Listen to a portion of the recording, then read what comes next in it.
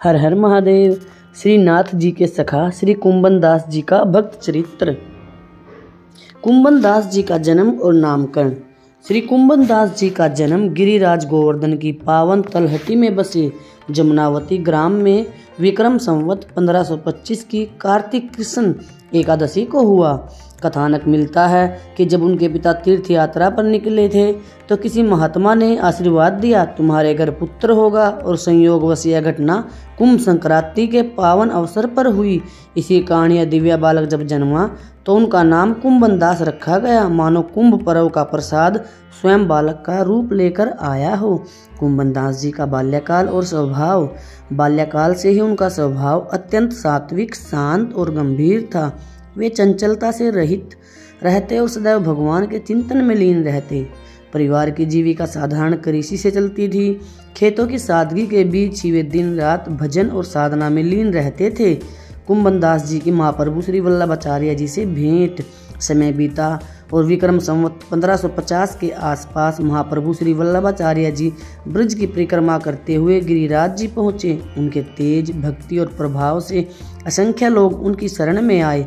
जतिपुरा में श्री नाथ जी की सेवा प्रतिष्ठा कर वे भक्तों को सेवा मार्ग दिखाने लगे। इसी समय श्री कुंभन दास जी भी उनके दर्शन हेतु पहुँचे। पहली ही झलक में उनके हृदय की सुप्त तड़प जाग उठी। वे विस्मित होकर सोचने लगे, जिन्हें मैं अपने मन में ढूंढ रहा था वही मेरे सामने खड़े हैं। महाप्रभु ने मुस्कुराकर उनकी ओर देखा और मानो संकेत कर दिया, तुम्हारी खोज पूरी हुई। उसी क्षण से श्री कुंभन दास जी का हृदय दिव्य लीलाओं से परिपूर्ण हो उठा। श्री नाथ जी की सेवा में पद कीर्तन।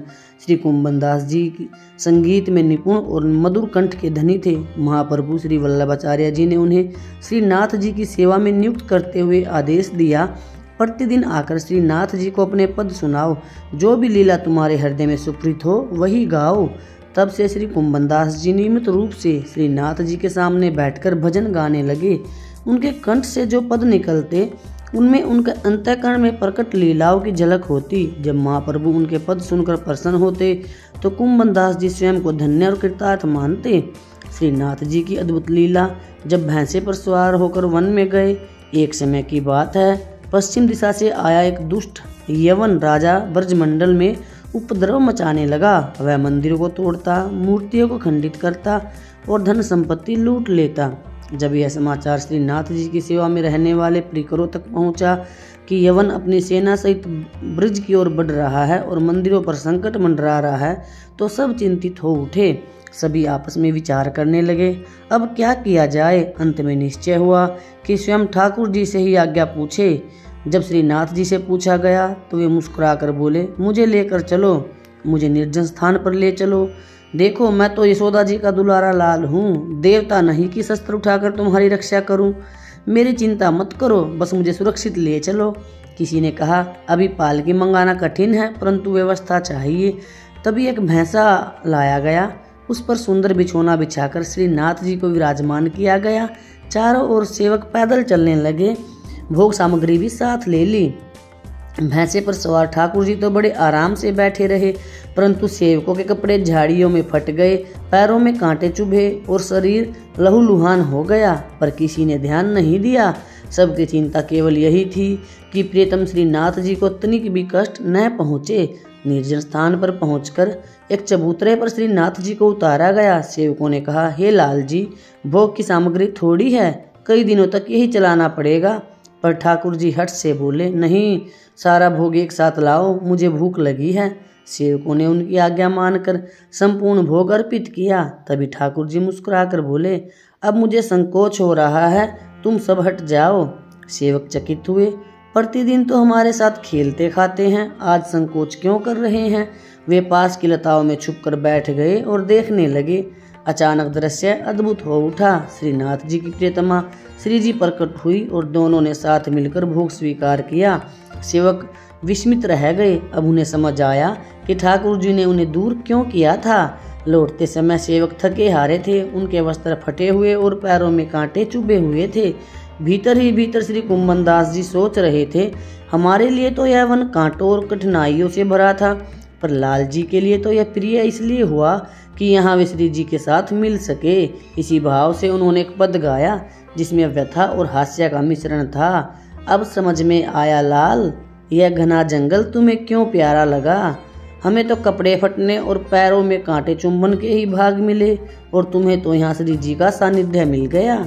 जब यह यवन राजा वापस चला गया तो भैंसे पर पुनः विराजमान कर श्रीनाथ जी को सेवक मंडली वापस मंदिर में ले आई। कुंभन दास जी का परिवार बहुत बड़ा था। 7 पुत्र, उनकी 7 पुत्रियां, एक विधवा भतीजी, स्वयं और पत्नी। कुल 17 प्राणियों का भरण पोषण मात्र 2 बीघा खेती से होता था। इतनी अधिक गरीबी थी कि परिवार को पेट भर अन्न मिलना भी कठिन था। वस्त्रों की स्थिति भी दयनीय थी। कहीं से फटे हुए, गांठ लगे हुए वस्त्र थे। परंतु कुंभन दास जी पूर्णतया निष्काम और निश्चिंत और भगवान भजन में तल्लीन रहते। श्रीनाथ जी की सेवा में जाकर पद गाते और जो प्रसाद मिलता उसी में संतोष मान लेते। घर पर रूखा सूखा जो मिल जाता उसी से परिवार चल रहा था। कुंभन दास जी की इस गरीबी को देखकर ठाकुर जी स्वयं व्याकुल रहते। कैसे अपने भक्त को सुख पहुंचाऊं, कुछ स्वीकार करे ताकि आनंद से जीवन बिताए। इसी भाव से ठाकुर जी ने राजा मान सिंह को प्रेरित किया। राजा के मन में श्रीनाथ जी के दर्शन की तीव्र इच्छा जागी और वे ब्रिज में आ पहुंचे। तब राजा ने श्रीनाथ जी की सेवा में कुंभन दास जी को देखा तो उनके फटे वस्त्र और गरीबी देखकर करुणा से भर उठे। मन ही मन निश्चय किया कि इन्हें धन देकर संतुष्ट करना चाहिए। अगले दिन राजा उनके घर पहुंचे। साधारण झोपड़ी में कुंभन दास जी मिट्टी के कुंड में जल देखकर तिलक कर रहे थे और तिनकों के आसन पर बैठे थे। राजा ने देखा कि दर्पण और आसन तक नहीं है। उन्होंने निवेदन किया, मुझे अनुमति दे तो मैं रतन जटित दर्पण और सुंदर आसन भेंट करूं। कुंभन दास जी ने मुस्कुराते हुए कहा, राजन, हमारी झोपड़ी में इन वस्तुओं का क्या काम। इन्हें रखने से चोरी और संकट ही बढ़ेंगे। हमारे लिए तो यह मिट्टी का कुंड और तिनकों का आसन ही पर्याप्त है। राजा ने 1000 स्वर्ण मुद्राएं भेंट करनी चाहिए, परंतु कुंभन दास जी ने स्पष्ट कहा, हमें तो श्रीनाथ जी का प्रसाद और अपनी खेती का रूखा सूखा अन्न ही पर्याप्त है। हमें किसी और वस्तु की आवश्यकता नहीं। राजा ने हार कर कहा, तो कम से कम दुकानों पर मैं धन जमा करा दूं ताकि आप अपनी इच्छा से सामग्री ले सके। कुंभन दास जी हंसकर बोले, हमारे यहाँ तो दुकान से कुछ आता ही नहीं। खेत में जो उगता है वही हमारे लिए सब कुछ है। गर्मियों में करील के फल और सर्दियों में बेर ही हमारे सेठ हैं, वही हमारा पालन करते हैं। राजा की आंखों में आंसू आ गए। वे साष्टांग प्रणाम कर बोले, त्यागी संत तो बहुत देखे, परंतु गृहस्थी में रहकर इतना त्याग मैंने आज तक नहीं देखा। राजा वैसे ही वहां से लौटे। ठाकुर जी दौड़ते हुए कुंभन दास जी के पास आए और झुंझलाकर बोले, अरे मैंने ही राजा मान सिंह को भेजा था। चाहता था कि वह तुम्हें कुछ दे और तुम स्वीकार करो, पर तुमने तो सब मना कर दिया। कुंभन दास जी हाथ जोड़कर बोले, प्रभु, आपको पा लेने के बाद और क्या चाह बाकी रह जाती है। अब किसी अन्य वस्तु की आवश्यकता ही नहीं। यह सुनकर ठाकुर जी प्रेम से अभिभूत हो गए और कुंभन दास जी से लिपट गए। यह आलिंगन ही उनका सबसे बड़ा पुरस्कार था। कुंभन दास जी की गरीबी दूर करने के लिए श्री विठलनाथ गोसाई जी ने भी अनेक उपाय किए। वे सोचते थे कि किसी भी तरह कुंभन दास जी कुछ स्वीकार कर ले, क्योंकि उनकी स्थिति बड़ी अकिंचन थी। न रोज बाजार से कुछ मंगाना, न किसी भक्त से लेना, केवल अपनी थोड़ी सी खेती से जो अन्न मिल जाता उसी पर वर्ष भर गुजारा करना, फटे पुराने वस्त्र पहनना और शेष समय ठाकुर जी के प्रेम में लीन रहना। उनका जीवन यही था। गोसाई जी ने निश्चय किया कि जब श्रीनाथ जी से यह कुछ स्वीकार नहीं करते तो किसी अन्य उपाय से इनके घर कुछ द्रव्य पहुंचाया जाए ताकि ये सुखपूर्वक जीवन व्यतीत कर सके। इसी उद्देश्य से उन्होंने सोचा कुंभन दास जी को अपने साथ तीर्थ यात्रा पर ले चले और वहां वैष्णव भक्तों से इन्हें भेंट दिलवाए। विक्रम संवत 1631 में गोसाई जी ने द्वारिका यात्रा का आयोजन किया और कुंभन दास जी को साथ चलने का आदेश दिया। आचार्य का आदेश टालना संभव नहीं था, अतः उन्होंने आज्ञा स्वीकार कर ली। राजभोग आरती करके वे यात्रा पर निकले और गिरिराज जी के समीप अप्सरा कुंड पर साय के समय विश्राम करने लगे। परंतु यहाँ आते ही कुंभन दास जी का हृदय विरह से व्याकुल हो उठा। उन्हें ऐसा लगा मानो युगों से श्रीनाथ जी के दर्शन नहीं हुए हों। नेत्रों से अश्रु बहने लगे, हृदय हाय हाय करने लगा और वे भूमि पर गिर पड़े। विकल होकर उन्होंने विरहपूर्ण पद का गान किया। गोसाई जी ने स्थिति देख तुरंत समझ लिया कि इन्हें ब्रिज से बाहर लाया गया तो इनके प्राण ही निकल जाएंगे। वे श्रीनाथ जी से दूर रह ही नहीं सकते, इसलिए तत्काल आदेश दिया, कुंभन दास जी आप हमारे साथ मत चले, लौट जाइए और श्रीनाथ जी की सेवा में लग जाइए। गुरु की आज्ञा पाकर कुंभन दास जी दौड़ते हुए श्रीनाथ जी के चरणों में जा लौटे। जब ठाकुर जी का दर्शन मिला तब उनका हृदय शीतल और शांत हुआ। एक बार श्री विठलनाथ गोसाई जी के पुत्र श्री गोकुलनाथ जी और श्री बालकृष्ण जी ने कुंभन दास जी से कहा, आप श्री ठाकुर नवनीत जी के दर्शन करने के लिए गोकुल चलिए। परंतु कुंभन दास जी का हृदय श्री नाथ में इतना आसक्त था कि गोकुल जाने की बात सुनते ही मन बेचैन हो उठा। उन्हें लगा श्री नाथ जी को छोड़कर कैसे जाऊं। गुरु और परिवार का आग्रह था, इसलिए वे सीधा मना भी नहीं कर सके। उन्होंने संकोचवश कहा, दिन भर मैं श्री नाथ जी की सेवा करूंगा और रात्रि में चलूंगा, सुबह दर्शन करके तुरंत लौट आऊंगा। निर्धारित योजना के अनुसार वे रात्रि में भगवत चर्चा करते हुए गोकुल की ओर निकले। जब तक वे श्री यमुना जी के तट पर पहुंचे तब तक प्रातः हो चुका था। संयोग से उस दिन प्रातः श्री विठलनाथ जी स्वयं नौका से गोकुल से इस पार आए थे। कुंभन दास जी ने आचार्य का दर्शन किया और अत्यंत आनंदित हुए, किंतु उसी क्षण उन्हें स्मरण हुआ, अभी तो मैं श्री नाथ जी को जागरण का पद सुनाता था जिससे ठाकुर जी उठते थे। आज मैं यहाँ हूँ तो ठाकुर जी जागेंगे कैसे। यह विचार आते ही वे व्याकुल होकर तत्काल भाग पड़े। न प्रणाम किया न नमस्कार, सिर्फ ठाकुर जी की ओर दौड़ चले, जैसे अपने बच्चे की याद आते ही गाय बछड़े की ओर दौड़ जाती है। कुंभन दास जी हवा की तरह दौड़ते हुए हाँफते हाँफते गोवर्धन पहुँचे और चिंतित स्वर में पूछा, क्या ठाकुर जी का मंगल उत्थापन हो गया। सेवकों ने उत्तर दिया, नहीं, ठाकुर जी अभी तक शयन कर रहे हैं, जागे नहीं। कुंभन दास जी ने आश्चर्य से पूछा, इतना समय हो गया, ठाकुर जी जागे क्यों नहीं। सेवकों ने बताया, आज जो भी सेवक स्नान करके सेवा के लिए आते कोई न कोई उन्हें छू लेता और फिर उन्हें दोबारा स्नान करने जाना पड़ता। इसी कारण विलंब होता रहा और ठाकुर जी अब तक जागृत नहीं हुए। तब कुंभन दास जी ने बड़े प्रेम से ठाकुर जी को जागरण का पद सुनाया। पद सुनते ही ठाकुर जी जाग उठे। यह देखकर सभी आश्चर्यचकित रह गए। स्पष्ट हो गया कि ठाकुर जी ने स्वयं यह लीला रची थी। जब तक कुंभन दास जी का पद न सुने वे उठेंगे ही नहीं। इसी समय श्री विठलनाथ जी घोड़े पर सवार होकर गोकुल से गोवर्धन पहुँचे। उन्होंने पूछा, पूजा में इतनी देर क्यों हो गई। पुजारी ने बताया, महाराज आज ठाकुर जी ऐसी लीला कर रहे थे कि जब जब हम सेवा के लिए आते हमें कोई छू जाता और हमें फिर से स्नान करने के लिए जाना पड़ता, इसलिए विलंब हुआ। गोसाई जी तुरंत समझ गए कि यह कोई सामान्य विलंब नहीं था, यह ठाकुर जी की विशेष लीला थी। वे केवल कुंभन दास जी के पदगान की प्रतीक्षा कर रहे थे। यहाँ ठाकुर जी और कुंभन दास जी का अद्भुत प्रेम संबंध प्रकट होता है। जैसे कुंभन दास जी ठाकुर जी में आसक्त थे, वैसे ही ठाकुर जी भी कुंभन दास जी के प्रेम में आसक्त थे। एक बार श्री कुंभन दास जी परसोली में अपने खेत पर थे। वहाँ स्वयं श्री नाथ जी उनके साथ बाल लीला कर रहे थे। उसी समय मंदिर में उत्थापन का समय हो गया। क्योंकि उत्थापन पर पद सेवा कुंभन दास जी की थी, वे तुरंत जाने को तैयार हुए। यह देखकर ठाकुर जी मुस्कुराए और बोले, कहाँ जा रहे हो। यहाँ मेरे साथ खेल रहे हो और वहाँ किसके लिए पद गाने जा रहे हो।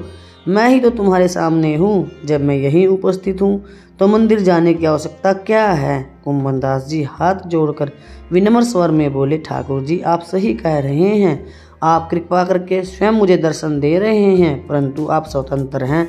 कब अंतर्ध्यान हो जाए यह हमारे वश में नहीं है। किंतु मंदिर में जो आपका आचार्य द्वारा प्रतिष्ठित स्वरूप है वह किसी भी क्षण अंतर्ध्यान नहीं हो सकता। वहाँ आप आचार्य के अधीन हैं, इसलिए भक्तों को स्थायी रूप से दर्शन देते हैं।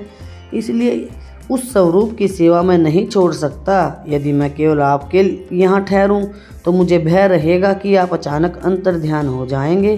पर मंदिर में आपके दर्शन स्थिर और सुनिश्चित हैं, अतः उत्थापन का समय हो रहा है, मुझे वहाँ अवश्य जाना होगा। श्री ठाकुर जी ने कुंभन दास जी का यह अगाध प्रेम, सेवा निष्ठा और आचार्य प्रणीत मर्यादा के प्रति आदर देखा तो अत्यंत प्रसन्न हुए। उन्होंने हर्षित होकर कुंभन दास जी को हृदय से आलिंगन में भर लिया और प्रेम पूर्वक बोले, चलो हम भी तुम्हारे साथ मंदिर चलते हैं। एक बार श्री विठलनाथ गोसाई जी का जन्म दिवस आया। वे उस समय गोकुल में विराजमान थे। तभी ठाकुर जी ने भक्तों को बुलाकर कहा, देखो गोसाई जी, हमारे जन्मदिन पर भव्य उत्सव मनाते हैं, परंतु क्या उनका जन्मोत्सव नहीं मनाना चाहिए? वे हमारे आचार्य और गुरु हैं, अतः उनका उत्सव भी अवश्य मनाना चाहिए। भक्तों ने पूछा, ठाकुर जी उत्सव कैसे मनाएं? ठाकुर जी ने निर्देश दिया, भोग लगाओ, वैष्णव जनों को बुलाओ, नाम कीर्तन करो और सबको बताओ कि यह आचार्य का जन्म उत्सव है। जब भक्तों ने आगे पूछा कि भोग किसका लगाएं, तो ठाकुर जी ने मुस्कुरा कर कहा, गर्मा गर्म जलेबी का भोग लगाना। इसके बाद भक्तों ने आपस में चंदा इकट्ठा करना प्रारंभ किया। कुंभन दास जी को जब समाचार मिला तो उन्होंने कहा, मैं घी और मैदे की व्यवस्था कर देता हूँ, आप जलेबी बनवा देना। कुछ भक्तों ने चीनी देने का वचन दिया। कुंभन दास जी के घर में एक सुंदर भैंस का बच्चा था। उन्होंने उसे बेचकर 5 रुपये प्राप्त किए और उन्हीं रुपयों से वे घी व मैदा लाकर भोग की सामग्री जुटाई। अन्य भक्तों ने भी 1-1, 2-2 रुपये मिलाकर सहयोग दिया। प्रातःकाल मंदिर का तोरण और फूलों से सजाया गया। राजभोग में ढेर सारी जलेबियों का भोग अर्पित हुआ। ठाकुर जी ने प्रेम पूर्वक भोग स्वीकार किया। उनकी आज्ञा से कुंभन दास जी ने गोसाई जी के जन्मोत्सव पर बधाई का पद भी गाया। वातावरण विशेष आनंद से भर उठा। दोपहर में जब श्री गोसाई जी पधारे तो द्वार पर सजे तोरण, भोग में रखी जलेबियों का टोकरा और उत्सव का माहौल देखकर आश्चर्यचकित हुए। उन्होंने सेवकों से पूछा, आज कौन सा उत्सव है? सेवकों ने निवेदन किया, महाराज आज आपका जन्मोत्सव मनाया जा रहा है। गोसाई जी ने पूछा कि यह सब आयोजन कैसे हुआ? तो उन्होंने बताया, महाराज इसमें कुंभन दास जी का विशेष योगदान है। उन्होंने अपने घर की एकमात्र भैंस तक बेचकर इस उत्सव की सामग्री जुटाई। यह सुनकर गोसाई जी का हृदय भाव विह्वल हो गया। उन्होंने कुंभन दास जी को हृदय से लगा लिया। विक्रम संवत 1602 के समय जब श्री विठलनाथ गोसाई जी ने ब्रिज भाषा के अष्टछाप कवियों की मंडली की स्थापना की, तब उसमें श्री कुंभन दास जी और उनके सुपुत्र श्री चतुर्भुज दास जी को भी सम्मिलित किया गया। अष्टछाप के कवियों में से कुंभन दास जी सबसे अधिक दिग्जीवी हुए। उन्होंने लगभग 115 वर्ष तक श्री नाथ जी की पद सेवा और रसिकों के लिए पद गायन किया। विक्रम संवत 1640 के आसपास वे श्री ठाकुर जी श्री नाथ जी की नित्य सेवा में शामिल हुए। भक्तों के संपूर्ण चरित्र गा पाना तो हमारे वाणी में सामर्थ्य नहीं है, लेकिन भगवान ने जितने हमें उपलब्ध करवाए हैं वे हम आपको सुना रहे हैं। अगर इस भक्त चरित्र में मुझसे कुछ गलती हो गई हो तो इसके लिए आप सब मुझे क्षमा करें।